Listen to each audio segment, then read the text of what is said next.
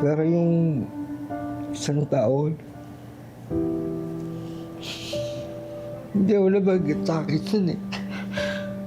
Sabi po sa akin na kinakain na po 3 taon. November 2025, unang napansin ni Lolo Ronald na may nagbabago sa kilos ng kanyang apo. Gumanon po yung ulo niya habang naglalakad. Akala ni Lolo Ronald nung una na maligno si PJ, kaya sa albularyo sila unang tumakbo. Sabi po ng manggagamot, may nakaano daw po, napaglalaroan daw po ng mga hindi nakikitang nilalang. Pero nasundan pa ang mga pagbabago sa kilos ni PJ. Dito na siya sinugod ng kanyang lolo sa ospital. Napansin namin na nawala yung paglalakad niya na nakapaling yung ulo, pumalit po yung mata.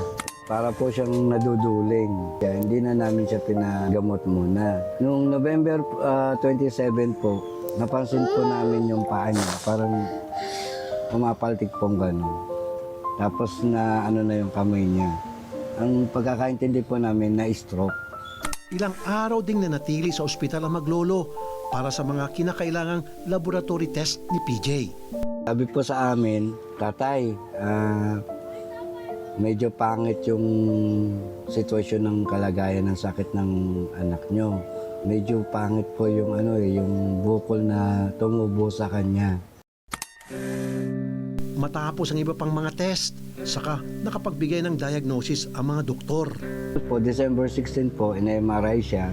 Doon po sinabi sa akin yung sitwasyon ng ng bukol niya sa ulo. Agresibo daw po yung bukol na nasa utak niya.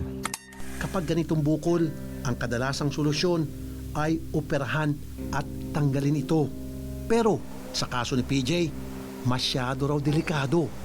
Ang tanging nakikitang sagot ng mga doktor niya sa ngayon, radiation therapy, para mapabagal ang pamamaga ng bukol.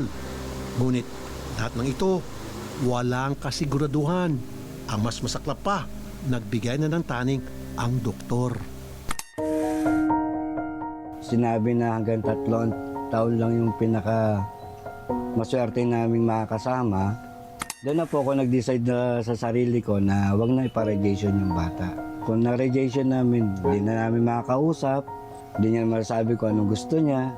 Masakit at mabigat para kay Lolo Ronald ang sitwasyon na ito ng kanyang pinakamamahal na apo. Sa mga oras na ito, tanging dasal na lang ang kanyang kinakapitan.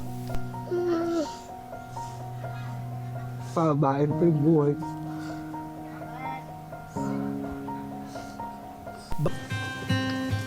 Matinding diskarte ang ginagawa ni Lolo Ronald para mapagkasya ang katiting na kinikita sa pagkakakargador sa palengke. Bukod kasi sa pangunahin nilang pangangailangan, iba't ibang gamot na rin ang iniinom ng kanyang apo na si PJ. Anak si PJ ng pamangkin ni Lolo Ronald. Baby pa lang si PJ, si Lolo Ronald na ang nag-aalaga. May ibang pamilya na kasi ang nanay ng bata. Habang ang tatay nito, hindi na nila makausap. Inako na ni Lolo Ronald ang pag-aalaga dahil wala naman siyang anak o asawa. Dinala namin sila sa ibang ospital para sa isang second opinion. Paliwanag daw rin po sa akin yun eh. Opo. Pero yung isang taon, hindi ako nabanggit sa akin yun eh. Sabi po sa akin na kinakain na po 3 taon. Base dun sa lokasyon nung tumor ni baby,